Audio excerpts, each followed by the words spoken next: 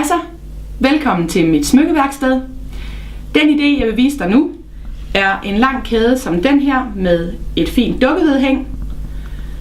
Du skal bruge 2 stykker wire, en til arme og en til ben. De skal igennem hovedet, som er en træperle. Så dekorerer vi armene med perler, laver en krop med kjole og ben ud af perler også. Og så kan du få sådan en fin lille dame som hende her og sætte på en lang kæde med lidt vedhæng. Så kunne det være noget for dig, eller de unger du arbejder med måske, så kom tættere på, og så vil jeg vise dig teknikkerne nu. Nu vil jeg starte med at lave mit dukkevedhæng til min kæde. Og til det har jeg klippet 2 stykker smykkewejer, som er ca. 25 cm lange. Og dem lægger jeg sammen og bukker på midten. Og så giver jeg den lige et lille tryk, så den får et knæk. Sådan her. Og de skal fungere som arme og ben til min dukke. Så tager jeg min træperle og stikker det her ombuk ind i hullet. Sådan her. Og så skal jeg have en filigran på heroppe for at dække hullet og for at holde på wejerne. Og det er sådan en som den her, som ligger i sådan et metallic plastperlesæt.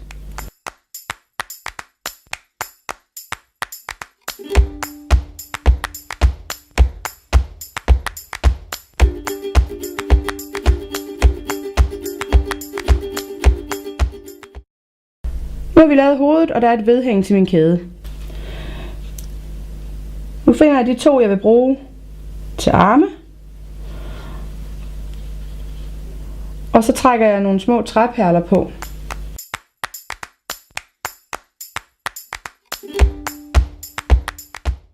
Og så skal jeg have en lille filigran på ude i enden. Det er sådan en lille en her, den er noget mindre end den før. Trækker på, afslutter. Og nu skal jeg have sådan en klemmeperle på. Det er en lille bitte fætter som den der. Og den gør, at mine perler ikke glider af mine wire. Så på med den. Sådan.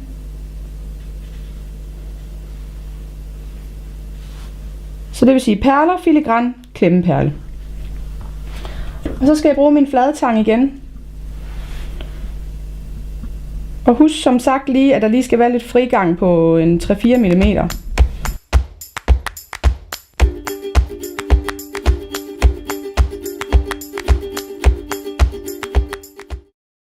Nu er jeg færdig med begge arme på min dukke, og nu skal jeg påbegynde kroppen. Og så det bruger jeg den her lidt klokkeformede perle fra metallic plastperlesættet. Så skal vi have begyndelsen på skørtet på. Og til det er der så nogle fine træperler som dem her i forskellige faconer og farver. Der vælger jeg en fin stjerne. Trækker på som base for skørtet. Så har jeg klippet nogle cirkler i filt og nogle i tyld. Og der starter jeg med den mindste og gør dem større og større. Du bestemmer fuldstændig selv, hvor mange lag du vil have og hvor mange størrelser. Så mit lille fif folder jeg den lige sådan, så jeg har midten. Og laver et lille klip med en saks, en lille bitte snip, så der lige bliver hul. Og så kan jeg trække min wire igennem.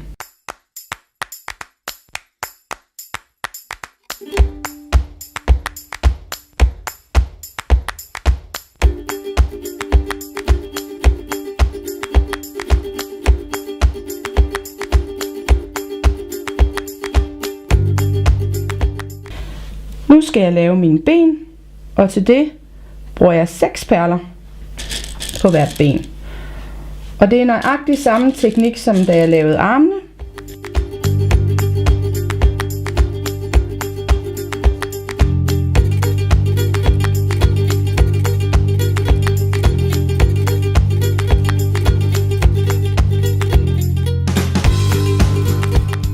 Og jeg har klippet det her ankerkæde i 90 cm i længden. Den skal jo ligge dobbelt, og det skal være en lang kæde.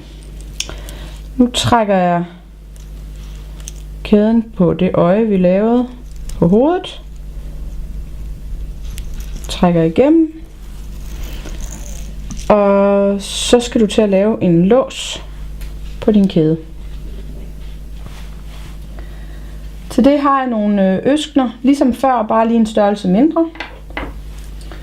Igen bruger jeg mine fladtænger til at åbne.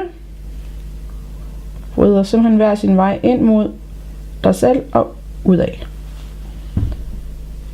Og så hægter jeg lige på enden. Og så, det her det er lukkeøjet, så den lukker jeg bare lige igen. Og i den anden side skal du så have sat en karabinhage på til at lukke med. Så jeg har sådan en karabinhage her. Karabinlås. Og den fanger jeg lige med mit øsken. Så den hænger der, og så vrider jeg den lukket igen. Sådan der. Nu skal jeg have lavet mine perler om her til et lille vedhæng, en lille charm som den her. Og til det skal jeg bruge et stavspyd med sådan en lille flad ende hernede. Og en filigran, som vi brugte før. Trækker filigranen på. Og perlen på. Og nu skal jeg have lavet et øje.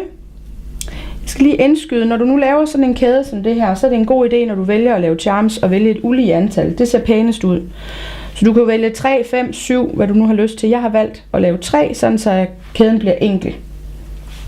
Nu skal vi have lavet et øje, og til det bruger jeg 2 rundtænger, en i hver hånd. Så tager jeg fat omkring stavspydet her. Og jeg skal have fat lidt fra perlen, ikke for langt fra, et par millimeter eller sådan noget. Som sådan her. Så skal du lige sørge for at have et godt greb med din tang. Fordi nu skal jeg bukke et øje. Så jeg tager godt fat her. Svinger det ned, så den ligger helt tæt ind til tangen. Og vrider rundt. Helt stramt. Tag fat igen. Vrider en omgang mere. Og pyt med, hvordan enden ser ud i den anden ende. Det gør ingenting. Den skal klippes af lige om lidt. Trækker den det sidste stykke vej. Holder fast endnu. Nu tager jeg min bidetang. Og tager den side indad, som kan komme tættest på spydets ende. Klipper. Hvis der nu er et eller andet, der stritter lidt, så kan du eventuelt lige trykke det ind med en fladtang, sådan, eller også med din rundtang. Og nu kan du se, nu ligger der 3 stykker charms med øjer, og nu skal vi have sat dem på kæden.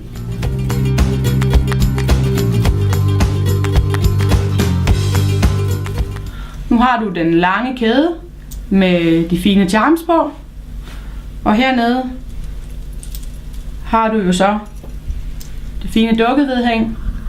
Så det er en lidt anderledes smykkeaktivitet, men den er rigtig flot. Så hvis du nu er blevet inspireret, så er det jo bare med at komme i sving derude og få gang i noget kreativitet. Vi ses!